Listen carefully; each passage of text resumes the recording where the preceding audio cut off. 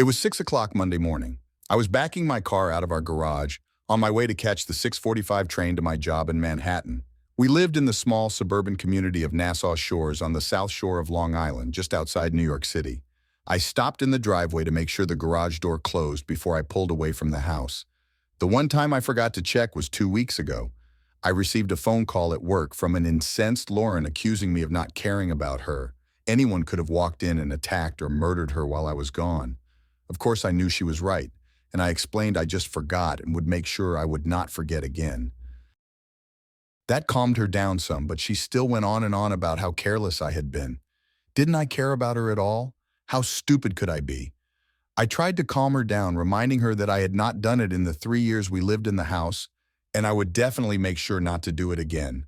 The last 2 weeks, she seems to still be holding the mistake against me.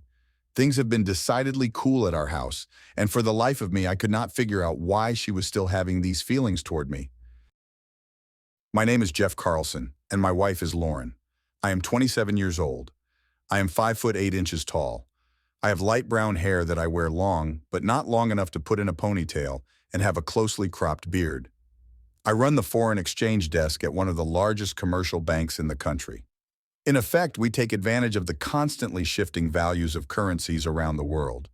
The basic idea is to buy a currency low, and when the value increases, to sell and make a profit. It's an occupation not for the faint of heart. In essence, we are gambling with the bank's money. It calls for a very refined sense of intuition and good timing. Buying too soon or too late, or selling too soon or too late, could cost the bank hundreds of thousands of dollars, maybe even millions. The reason I received 2 promotions in the last 2 years is that my intuition is very good. Somehow, I can see when to buy and sell. I don't understand how my mind does it. Just looking at the trends, I get a feeling it's right to buy or sell, and my guesses have been right most of the time. The few times I guessed wrong did not matter when the bank execs figured out how many millions of dollars I actually made for them over the last 4 years. Lauren is also 27, although a few months older than me. She stands 5 foot 6 with jet black hair worn just below her shoulders. She has a round face with soft Italian features. With her olive Mediterranean skin, she is visually striking to look at. At least I think so, I may be prejudiced. She has smallish boobs, 34B with a thin waist, nice butt, not too big, not too small. She works locally in Huntington, NY, a town situated on the north shore of Long Island, approximately 25 minutes from our home. She works for a national medical insurance carrier. They are part of FEHBP. They provide medical insurance coverage to federal and state employees. Most of her job is in the office in Huntington, but sometimes they go to gatherings of many insurers and deal directly with employees to try to entice them to sign up during the open season. She has been there for 2 years now. Her direct supervisor is Jim Beckman. She has been working for him since she was hired. I have met him once or twice at company functions in the past 2 years. One was a Christmas party and the other a company picnic. He was bigger than me, at 6 foot 2 inches tall and every bit over 200 pounds. It is quite obvious he works out regularly. He never did anything, but I just did not like him. Something bothered me about him. It was my intuition acting up again. There was something out of place and it bothered me, but not that much to make me mention it to Lauren. As I watched the garage door close, I tuned my satellite radio to the country western music station. The songs there were a little darker, just the right thing to match my mood. They sang about real things, failed marriages, unrequited love, and cheating spouses. As I drove down the street, the first song was about some guy who loved his bar. Catchy tune, but I did not get it. I came to a red light and stopped the car when the second song came on. As I sat at the light, it seemed as my eyes were open for the first time in a long time. The singer sang about the same things that were going on in my marriage with Lauren. The staring out the window, seemingly not being in the same room, little slights, and sex that was most unsatisfying. I did not realize it, but I was sitting at the light with my mouth hanging open listening to the song when the cars in back of me started honking their horns. I looked up and saw the green light and started moving forward. I crossed the street, pulling into a shopping center parking lot. I sat and listened to the rest of the song play, then started going to the train station. I must have been on autopilot as I do not remember driving there. I caught the earlier 6:30 train to Pennsylvania Station. As I sat on the train, I thought back to when I first met Lauren. It was July, right after my 16th birthday. I would be a junior in high school when school was back. I was mowing the front yard for my dad when a moving van pulled into the driveway of the Miller's house 2 doors down. Old man Miller had died last year. Mrs. Miller was a nice but frail woman. One of her children lived 2 towns over and wanted her to live with them.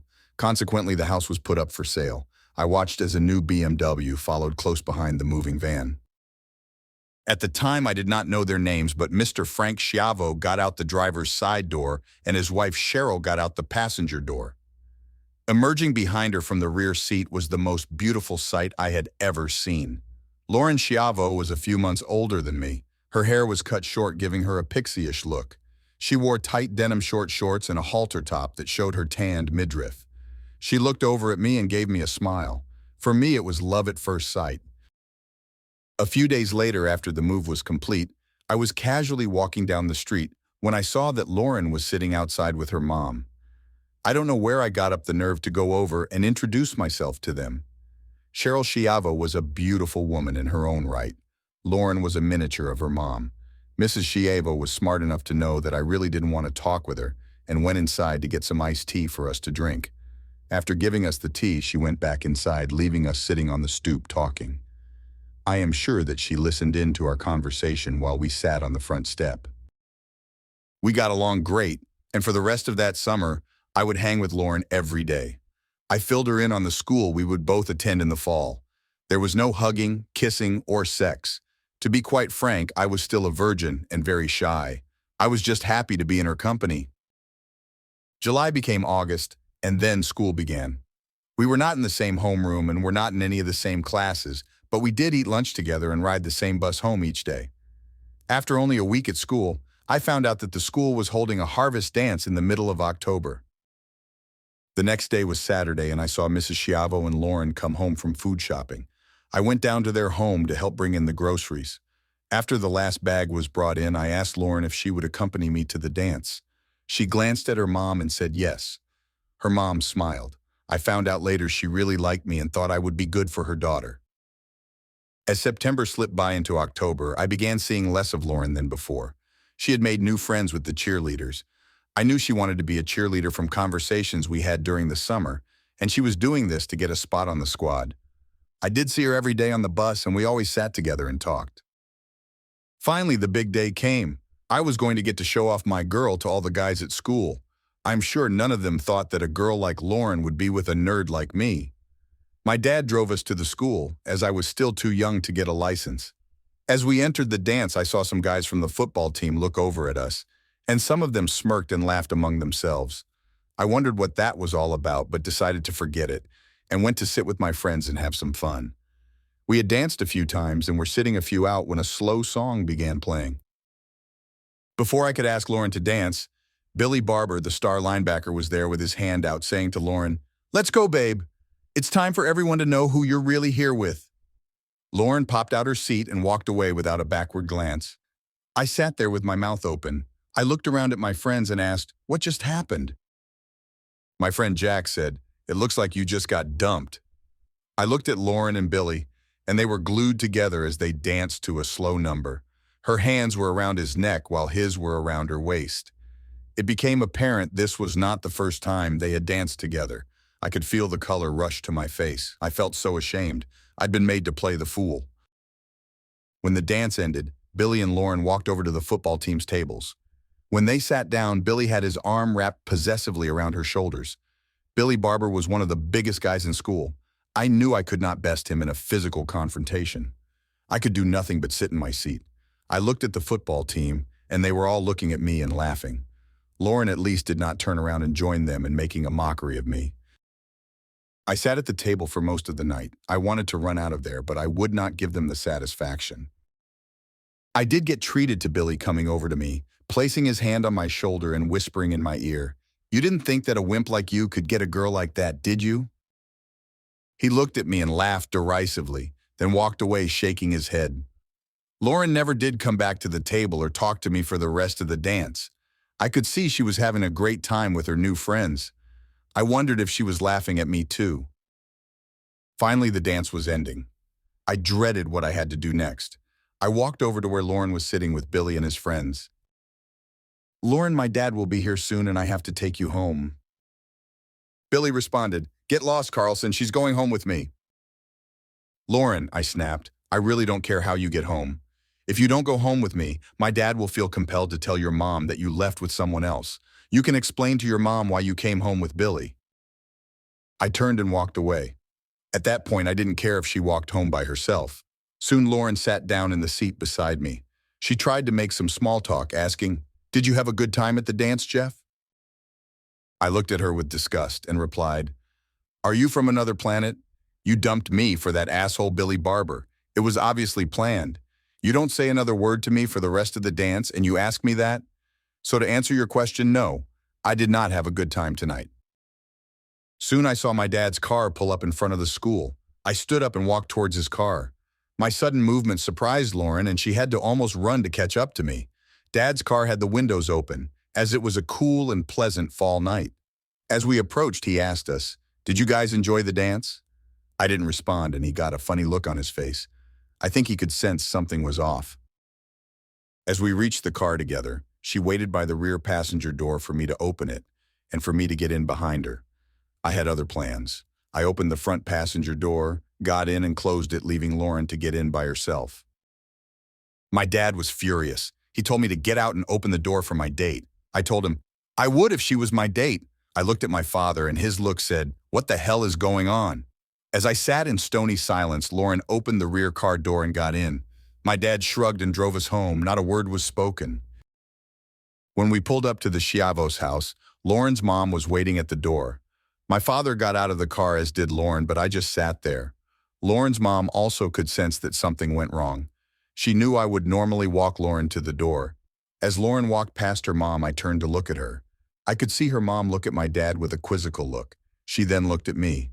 Lauren turned to look back and we caught each other's eyes. We tried to read each other's faces. I could not read Lauren's face at all. It was a blank page. If she could read mine, it must have been filled with disgust and anger. When Dad got back in the car, he asked me what happened. I just told him that she found somebody she liked better than me at the dance. I never told him about her deception. He told me, "Forget her, son. There are plenty of fish in the sea." After that, we did not talk much. Sometimes I would walk past her house. She might wave or say, "Hi, Jeff." I always ignored her. One time I went by while Mrs. Schiavo was out with Lauren, and they both said hi to me at the same time. I pointedly said, "Hello, Mrs. Schiavo. Nice day, isn't it?" I said not a word to Lauren. It was as if she did not exist to me anymore. Soon, Lauren stopped trying to talk to me. I would see her being picked up each morning by Billy Barber in his car with a bunch of other kids and being dropped off after school. She made the cheerleading team. I made the honor roll. After graduation, she went to work. I went to the Wharton Business School at the University of Pennsylvania on a full scholarship. My folks gave me a big graduation party. The Schiavos were invited as they had become close friends of my parents. Lauren was not invited. My folks wanted to, but I told them if she were invited, I would not show up for my own party. It was a surprise when Mrs. Schiavo sat next to me. She told me, "I was so surprised when you returned home the night of that dance. I thought you two made a great couple. I am truly sorry that something happened between you that night." We made some small talk about the Wharton School, and then she finally blurted it out. "What happened between the two of you that night?" I looked directly into her eyes. It was like looking into Lauren's face, just the way she would be 20 years later. Older yet still young, just as Lauren would be with a smoldering sexuality. I'd never thought about her that way before and quickly put it out of my mind. Finally, I told her, we realized that we wanted certain things out of life. That night, we discovered they were different things. I really wasn't prepared to tell more of Lauren's deceit. She looked like she wanted to say more but decided against it. She kissed me on the cheek, wished me luck, and left. And my new job with the bank started in mid-June. That gave me 1 month to find an apartment in New York City, something close to work, finally settling on a 1-bedroom, 1-bath unit in the Soho neighborhood off Hudson Square. It was a great location with everything within walking distance. There was no need for a car. My new job was hectic, learning all of the ins and outs of my new position. It had been taking up all of my time. There had been no time for socializing. I was quickly realizing that what you learned in school and what is needed in real-life situations is a totally different reality. It had been 4 months since I saw Mom and Dad. One evening, Mom called to ask me home for a weekend. She told me I could stay in my old room. It would be no problem since half of my clothes were still there anyway. Plus, I was missing Mom's home-cooked meals. Taking the train was the easiest way to get to my parents' house. They lived only a short 8-block walk north of the train station. 4 blocks into my walk, a car pulled up next to me, beeping its horn. A high school friend named Becca was hanging out the window yelling, "Hey, stranger, need a lift?" "Heck yeah," I yelled. "It's hotter than hell out here." Hopping into the rear seat, I saw my old friend Jack behind the wheel. We sat parked on the side of the road and caught up on what had been going on in our lives the past 4 years. It was fun to be in the company of old friends. "I didn't know that you guys were a couple. How long has this been going on?" I queried. Becca reached her left hand out to show me her wedding band and engagement ring. "You're married?" I asked, astonished. 2 years now, Jack replied with a smile. "I had no idea," I replied somewhat sadly. "I haven't been a good friend these last 4 years, have I?" "That's crazy," replied Becca. "We haven't gotten in touch with you either. It's just life." "Thanks for that, Becca," was my relieved response. "Man, it is really good seeing you guys again." With that, I could see an idea float up into Jack's mind. The kind of idea that should be given more serious thought, but he just blurted it out. If he had said nothing or given it more thought, I probably wouldn't be writing this story. What he said next changed my life. "Hey, Jeff, we are having a party at our place tomorrow night. Would you like to come?" Sitting in the back seat, I could see Becca turn to Jack and give him a look. It was a look men come to understand once they get married. It meant, "Are you crazy? Shut up." If I'd understood the look, I would have declined the invitation. Since I'm just a guy, and not knowing the meaning of the look, I guess I made the wrong decision. "Sure, that's great. I'd love to. Are any of our old high school friends going to be there?" Becca turned and gave me a meaningful look and told me, "Yes, there should be quite a few." "Great, I can't wait. I'll bring some beer. What time and where do you guys live now?" Jack piped up, 7:30. "We live at 135 Remsen Street, not too far from your folks." Jack put the car into gear, and we continued the 4 short blocks to my parents' home. I got out of the car saying, "See you tomorrow night." Visiting with my folks was nice, but I couldn't wait for Saturday night. Everybody must have changed in the last 4 years. I knew I had. It would be fun to see old friends and renew friendships. At the party, I was talking to Kenny Carter, whose father owned a fence company. He had gone into the family business, and were we discussing how the company was holding up in the economic downturn, when I felt a tap on my shoulder and heard, "Hi, neighbor, long time no see." Looking over my shoulder, I saw her, Lauren, and standing next to her, a girl I didn't know. She was as beautiful and desirable as ever.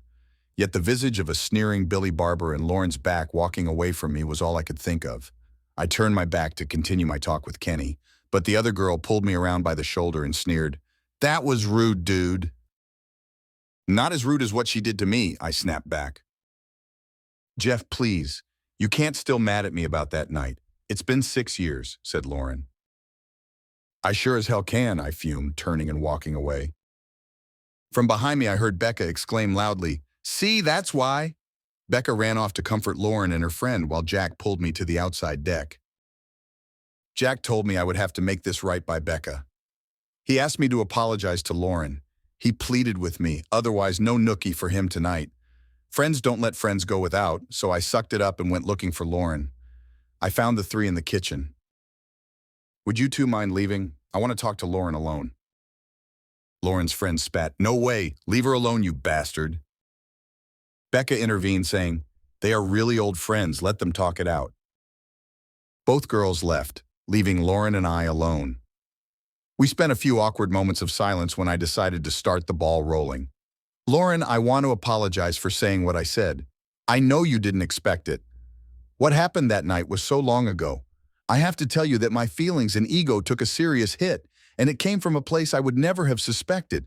I put so much trust in you. Maybe it's time to put it all behind me." "No, you're right, Jeff. I did something deceitful. I acted like a little shit, didn't I? I did deserve what you said tonight. I never apologized for what I did. Would you accept an apology from me now? Thank you, Lauren, and yes, I accept your apology. Lauren leapt into my arms, hugging me. We looked into each other's eyes and then we kissed. Not a sweet, gentle kiss, but a demanding one with just the right amount of tongue. We continued our makeout session until Becca and Jack walked into the kitchen, with Becca remarking, "I'll be damned, honey, it looks like you did know what you were doing." Jack gave a sigh of relief, then puffed out his chest, saying, "Damn right, and don't you forget it." We all laughed and rejoined the party. Lauren and I started to date, and 9 months afterward, we were married. The conductor called out the next station, bringing me back to the present. As the train began to roll out of the station, I reviewed the last 3 months of my marriage in my mind. When I finally got off the train, I was sure of it. My wife was cheating on me and our marriage. It seemed foolish to conclude that on the basis of a country western song, but everything fit. I was sure of it, especially when the little voice that I normally found so comforting when it told me to buy this currency or sell that currency was now sounding alarm bells that I could not ignore. As I walked past Howard Goldman on the way to my office, he looked at me strangely. I sat down heavily in my chair with Howard hot on my heels. "What's wrong with you this morning?" he asked. "Nothing," was my talkative response. "Bullshit," was Howard's one-word answer. "I get paid the big bucks to see that all my people are happy and content when they show up for work. I can tell by the state you are in that I will not let you gamble with the bank's money today. So tell me what's up or go home." I sighed. "Are you sure you want to get involved in this, Howard?" He nodded in the affirmative. I looked at him and shook my head no. Then I blurted out, "I think Lauren is having an affair." Howard's face registered shock. "Are you sure?" Howard asked. I answered, "Truthfully, no, I'm not. It is just a feeling I'm getting." "Your feelings are usually right," he acknowledged. "Therefore, you should not ignore them. What are you going to do?" "I am not sure. I just found out today," I replied. "Don't worry about anything. I will back you in whatever you decide. When you figure out what you want to do, let me know. My door is always open. I don't want you to spend too much of the bank's money today. I don't think you are on top of your game," insisted Howard. Of course, I knew he was right. I let my staff do most of the work that day, and for the next 2 weeks after that. I think that they liked the freedom to work without my input. I guess I had too heavy a presence for them to feel comfortable when I was around. I got up, closed, and locked the door. As I sat down, tears started to well up in my eyes and run down my cheeks. Some man I was, not even sure if anything was going on, and already I was crying. I thought about a life without Lauren. I loved the woman from the first time I laid eyes on her. I didn't think I could go on if I lost her. I put my head on my desk and closed my eyes, wallowing in my misery. I am not sure how long I stayed in that position, but somewhere along the way, the pain turned into something else. I was no longer feeling pain. I was feeling anger. I thought about going home and confronting Lauren. That would be really foolish, wouldn't it? What proof did I have? I had the lyrics to a country song. No, I would need to get proof. I would need to formulate a plan. I would make her pay. I would make whoever she was doing it with pay also. I wanted them to feel the same emotions I was feeling. They would feel the pain. I would make sure of it. I needed to make a plan, and soon. The first thing I did when I left work was purchase some voice-activated digital recorders and place them in unobtrusive areas around the house. I placed them in bedrooms, bathrooms, the garage, places where she might talk to someone while not on the phone. Then I attached a recorder on the telephones. I figured that was all I would need to catch her. Just be vigilant and she would show her hand sooner or later. I tried to act normal around Lauren, but I guess I didn't do a very good job. I had installed the recorders on Wednesday, and by Friday, I had the first proof of Lauren's betrayal. Friday's incriminating conversation went like this. "Jim, this is Lauren." "Why are you calling me at home? What if my wife answered the phone?" Jim Beckman barked. "Don't worry, I would have made up a work excuse. I think we should back off a bit. Jeff is acting funny." "Has he accused you of anything?" "No, he is not acting normally. He seems cold and distant. Maybe we should just cool it for a while." "Okay, if you think that's best," fumed Jim. Then he had an idea. "Lauren, you know I'm taking a trip to Miami in 2 weeks. Why don't I try to talk Fred into sending you with me? Then we could spend a week together. What do you think?" he asked. I don't know. He might not go for that even if he weren't acting funny. The way he is acting might make him, well, I don't know. I don't want to make him suspicious. I could ask him and see what he does. If he acts weird, I will be able to decide if he knows anything. Let me run it by Fred, and if he goes for it, then you can tell Jeff it is a work trip, laughed Jim happily. I'll talk to you tomorrow. Bye. So now I knew for sure. Before this, it was just lyrics on a song. Now it was for real. Lauren was cheating on me. She's planning to go away for a week of cuckolding me with that asshole Beckwith. As the realization hit, a heavy sadness came over me. I was sad for Lauren. I was sad for our marriage. Slowly, the sadness turned to pain. That bitch. How could she do this to us? How could she do it to me? Again, my pain morphed to anger. If she was cheating, I would get proof and divorce her skanky ass. I would need a plan, and I didn't have one yet. I arrived home from work at my usual time of 7:30 p.m. The trading had been unusually hectic. Tomorrow at the market opening would tell how good I was at my job. There were millions of dollars on the line, and my mind was not where it should be. My wife was cooking dinner. How was your day? She asked, giving me a kiss on the mouth. She was acting like she was happy to see me. This was something that had not happened often in the past few months. I was waiting for Lauren to come to me with her adulterous lie about her business trip to Miami. Monday and Tuesday, I was expecting it, yet it did not come. I had spent long hours outside working on the yard or working on our cars, anything other than spend time with my wife. I was afraid I would blurt out my knowledge of her cheating. I knew tonight would be the night. I hoped I would be able to pull off my own deception. It was a tough day. I'm glad to see you're in a good mood, I replied. I am happy, and I hope you will be too after I tell you my good news. My day wasn't that great. You go first, I said. Okay, Lauren giggled. I've been asked to go to South Beach to attend a seminar for the Federal Employees Health Benefits Program. It's an all-expenses-paid stay at the Victor Hotel, one of the old Art Deco hotels on Ocean Avenue, in the heart of South Beach, she crowed again. The bad part is, I will be gone from Friday this week to Saturday next week. I'll be gone for 9 days, honey. Do you mind if I go? She looked right into my eyes.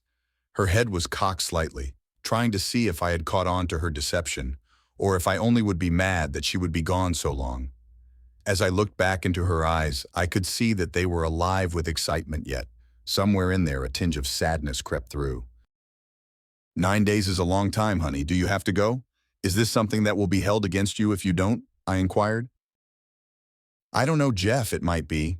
I know that Mr. Beckman is depending on me to help out at this seminar. It will be a feather in my cap if I do go, she added. I walked to the front door and looked out at the front lawn. I knew if I said yes, our marriage would be over. If I said no, it would still be over. In the previous 4 days, I had made a plan, and now I made the decision. I quietly whispered, if this is important to you or to your job, of course you can go. When will you be leaving? I asked. I couldn't hear you. Did you say I could go? She asked in disbelief. I could not say the words as I knew my voice would crack. I just nodded my head yes. Lauren ran to me and gave me a big hug, saying, thank you, thank you. This means so much to me. I promise you won't regret this. I already did. Lauren would be leaving Friday from JFK Airport at 10:30 in the morning. I told Lauren, I'll take time off from work to drive you to the airport. Lauren looked surprised and suggested, you don't have to take time off, honey. Mr. Beckman volunteered to take me. No way. You're leaving me for 9 days and I want to be there to see you off. What could she say? I'm sure she would rather have gone with Mr. Asshole Beckman, but how would that look to her unwitting cuckold husband, I wondered. Her momentary look of disappointment was quickly replaced with a smile as she sang happily, That's great, honey. I would love for you to take me. What a great liar she was. I knew I upset the lover's plan just a little bit and felt a small amount of satisfaction. She only let her guard down for a second, letting her disappointment show. If I weren't so aware, I am sure I would have missed it. Thursday morning found me flopping into the big chair in Howard's office saying, It's this weekend. Lauren is going on a business trip to Miami, South Beach no less. They're leaving Friday morning and returning next Saturday. Howard had fire in his eyes as he informed me, Whatever you want to do, you're covered. I spoke with Mr. Diamond yesterday about your situation, and he gave you carte blanche on the company credit card. You will have to reimburse the bank for any non-business expenses within 2 weeks of your return. When I asked Howard how I could thank Mr. Diamond, he laughed. A good single malt Scotch whiskey will be payment enough.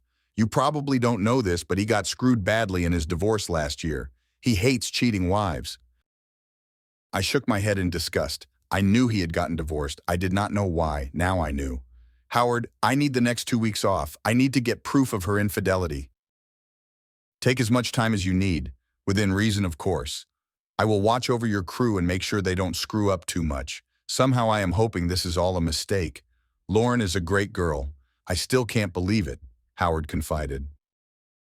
I'm having a hard time believing it as well, I thought. I took the rest of the day off to make some purchases. Before I left, I went online and purchased a round-trip ticket to Miami International Airport on JetBlue Airways. I stopped at City Camera and purchased the top-of-the-line Canon digital camera. It will take crystal clear photos and video with audio.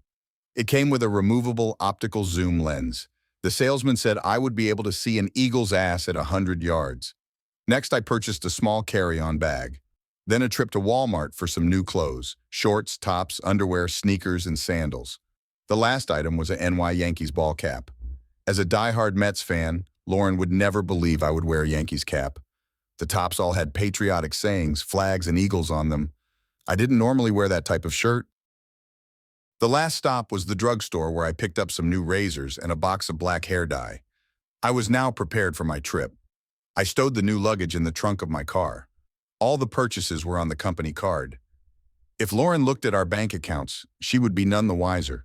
I was ready. Let the games begin. At home that night, I asked Lauren for her trip itinerary. She would be leaving on the 10:30 morning flight from JFK on JetBlue Airlines, staying in room 314 in the Victor Hotel.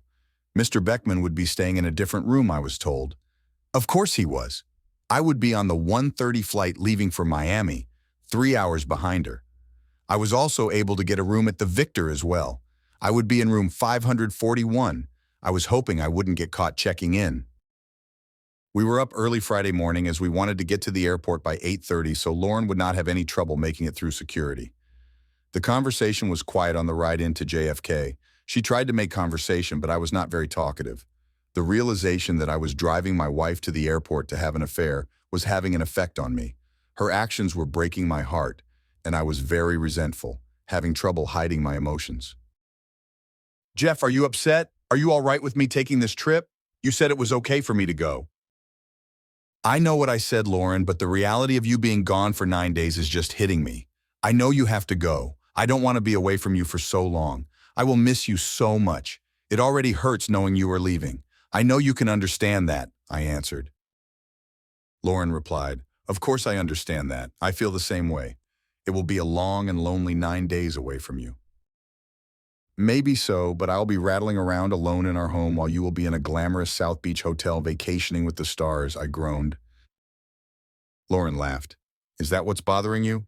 This trip will be mostly work, not too much vacationing, that's for sure. I looked at her and smiled sadly. I knew she was lying. We made small talk after that and soon pulled into the short-term parking lot. We made our way to the JetBlue curbside check-in, checked her bags, and picked up Lauren's boarding pass. We walked to the roped-off security area and saw Beckman waiting for Lauren. Out of the corner of my eye, I saw Lauren give a quick glance to see my reaction to him. Beckman had the balls to approach us, give Lauren a quick kiss on the cheek, and then offer me his hand. All I wanted to do was deck this guy, but I worked hard to appear unsuspecting and friendly. I actually smiled as we shook hands. I knew I would probably get my ass kicked as he was 6'2" and much heavier than me. I would at least have gotten in the first sucker punch. Maybe that would have sufficed. However, a fight was not in the plan. Jim spoke. Lauren, we should start through security now. Nice to see you again, Jeff. I'll take good care of Lauren while she is gone. I stood there and looked at him long and hard. Lauren's face blanched. She recovered quickly. Jeff, Jim means that nothing bad will happen to me while I'm gone. I turned to Lauren and said darkly, I know what he means, Lauren. I smiled at Beckman, saying, Thanks for looking out for her. Thinking I was fooled, their faces brightened, and they turned to go through the security gate. Beckman went through the gate first and started to walk down the roped-off area. Lauren was about to hand her driver's license to the large black female TSA agent when I caught her arm and pulled her back to me. You're leaving and not saying goodbye to your husband, I asked. Lauren looked at me sheepishly and giving me a hug and a kiss replied, "Of course, how thoughtless of me."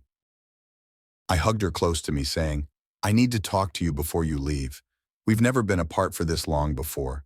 I want you to know that I love you and have since I was 16 years old." Lauren smiled at me and was about to speak when I began again. "You're leaving on a plane and I will be driving home alone. Anything could happen to us. If for some reason you should never see me again, I want you to know that you are the best thing that has ever happened to me, and I love you more each day. If anything ever happened to you, I could not go on." I kissed and hugged her, saying, "I love you. Have a good trip and come home to me safely." Lauren spoke, "I love you too, honey. I have to go now." As she started to leave me, I grabbed her arm and pulled her back to me. I had to try one more time to ask her not to go. She had a look of surprise on her face as I turned her to look at my face. "Lauren, I know I told you it was all right for you to go. I meant it when I said it. Now that you are leaving, I find that I don't want you to go. It is still not too late. Tell Jim you can't go and come home with me. Blame it all on me. What do you think?" "Jeff, you know that I can't back out on Mr. Beckman at this late date. The tickets are bought and paid for. Besides, he needs me at this seminar." "I know I'm being selfish. I don't want you to go. I need you too." "Jeff, I have to go. Don't try to stop me. My mind is made up. I'm going on this trip. I will be a great help to Jim. I can't let him down." She looked in my eyes again, almost spoke, and then thought better of it. She turned, walked to the gate and gave the agent her license. My eyes misted up as I knew she was lying. I am sure Lauren thought it was because she was leaving and I would miss her. I walked down the roped-off area to where Beckman was waiting. I watched Lauren as she spoke with the TSA agent for a few moments. When she started walking to us, I could see she was flustered. I wondered what they talked about that upset her. She recovered her composure by the time she reached where we were standing.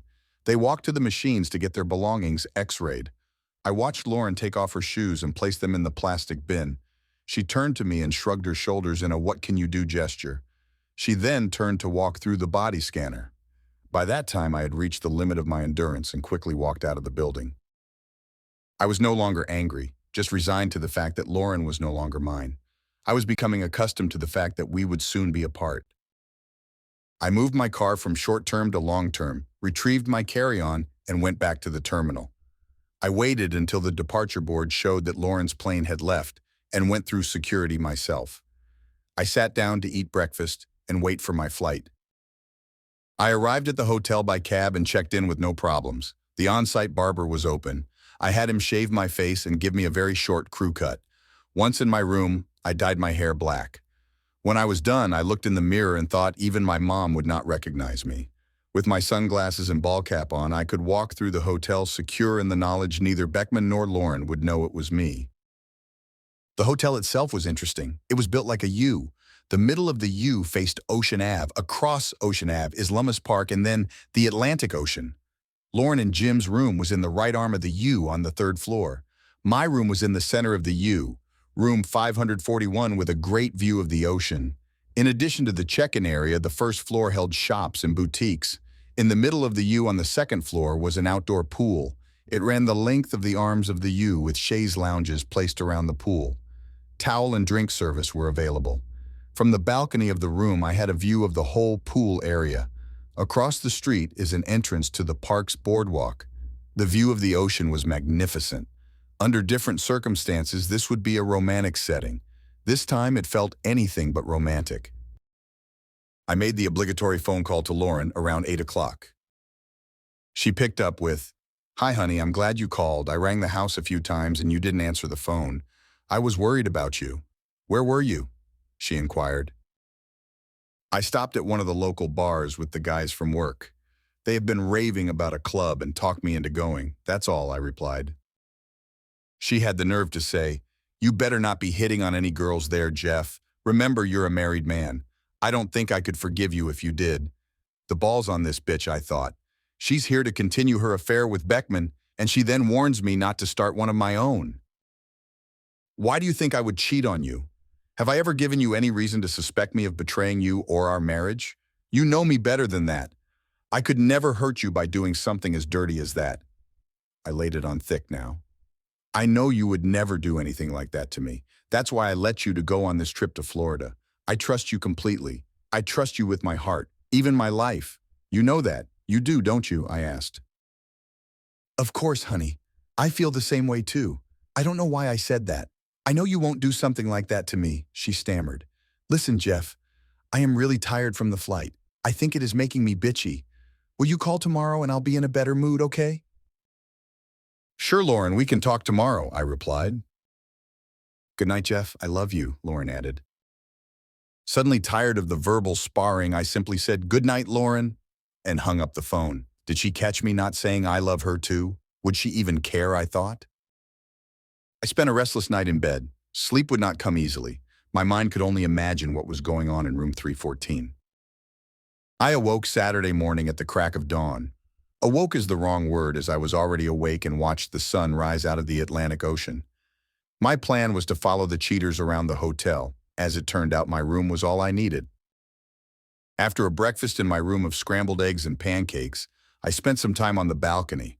I was sitting in a chair enjoying the sun when out of the corner of my eye I saw Lauren walking to the pool with the asshole. As I snuck into my room, an idea came to me. There are 2 large fake plants in flower pots in the room. If placed on the balcony, I could watch the pool area without being seen. Careful not to make any noise, I moved both plants to the balcony and placed a chair behind them. I then went inside to retrieve my camera and tripod and placed it so the lens of the camera protruded through the fake foliage. I was sure the lens would not be noticed. By this time, Lauren and Beckman were already on chaises and talking. Lauren was sitting facing the arm of the U that contained their room. Lauren was closest to me, and Beckman was on the other side. I realized that Lauren had done some shopping for this trip. She was wearing a red bikini with a skimpy top that showed off her cleavage. The bottom was cut so high I was sure half her bottom would be on display when she stood up. I turned the camera on and zoomed in on the cheating couple. I soon realized there was a flaw in my plan. I could not hear what they were talking about. I needed to know what they were saying. I had an idea and would tend to it later. I waited for a half hour before I caught the first evidence of infidelity. Beckman, bless his horny heart, leaned over, turning Lauren's head with his hand, and kissed her on the lips. Lauren returned the kiss, placing her hand on the back of his neck, pulling him into her lips. The kiss lasted a few seconds, then he leaned back into his chair. Over the next hour, I saw 3 more kisses before they stood up to leave. I saw I was right. Half of Lauren's delectable butt was on display for all to see. Worse, they strolled off holding hands. Anyone could see they were a couple.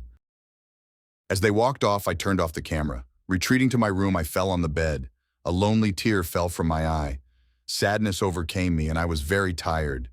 Seeing Lauren's cheating was much worse than suspecting it. The feeling went away quickly. I took out my laptop and did a Google search for spy stores in the South Beach area.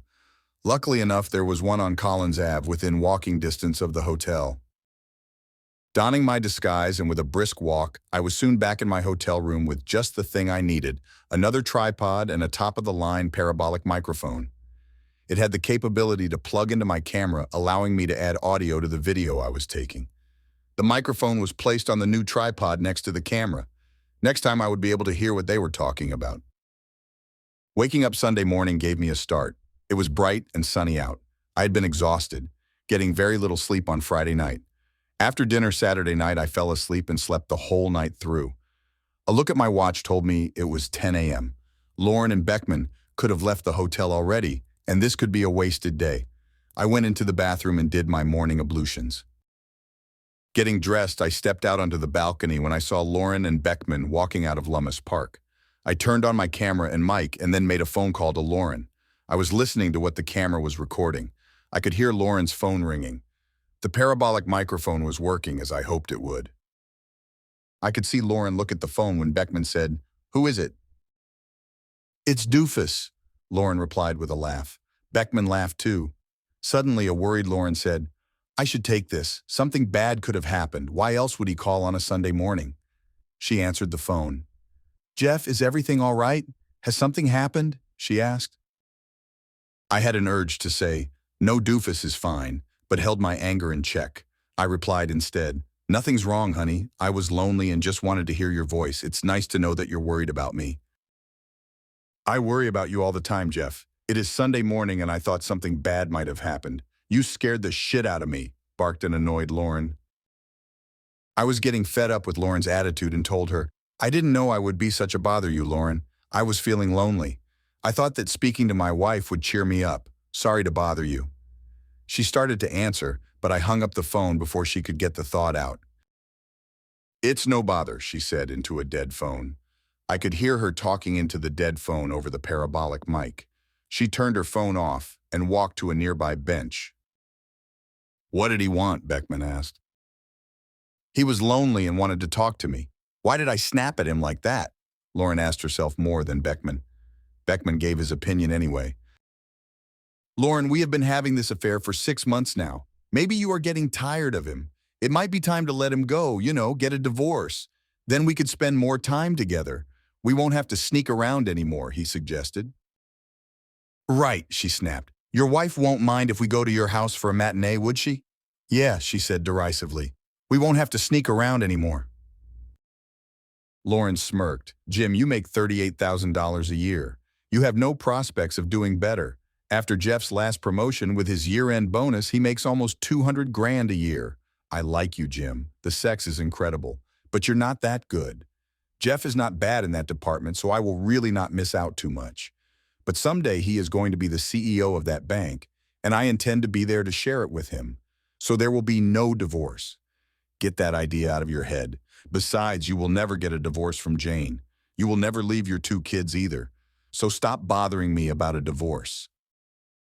You're right, Beckman replied almost sheepishly. But that doesn't mean we can't enjoy each other's company while we are here, right? Right, stud, my wife smiled. Taking his hand in hers, she dragged him across the street and walked out of sight. 6 fucking months, I thought. Fucking for 6 fucking months. She was only staying with me for the money I might make. I could work my ass off for us, and she would have her boyfriends, and I would get her leftovers. I could not get the callous remarks out of my head. That was not going to happen, not if I could help it. I wondered if I had enough to get divorced on my terms. I thought I needed more. I was determined to get it. Lauren and Beckman were more than willing to help me get the evidence I needed. They did not know it at the time. At 2 o'clock, I noticed Lauren walking to the pool again, wearing a tangerine-colored cover-up. Beckman was right behind her. I quickly turned the camera and microphone on and swiveled the camera until they were in the viewfinder. Beckman sat down while Lauren remained standing with her back to him. She turned and took off the cover-up. I was shocked, and I'm sure Beckman was too. Lauren had no top on. Beckman stared while Lauren laughed and asked, "You like?" "I like," Beckman replied, admiring my wife's naked breasts. She was wearing or almost wearing the tiniest tangerine-colored bikini bottoms. Lauren sensually sat down next to Beckman, saying, "The girls need some suntan lotion. Would you be a dear and help me out?" She handed Beckman a bottle of lotion. He took the bottle and poured a liberal amount of lotion on her breasts and started massaging it into her skin.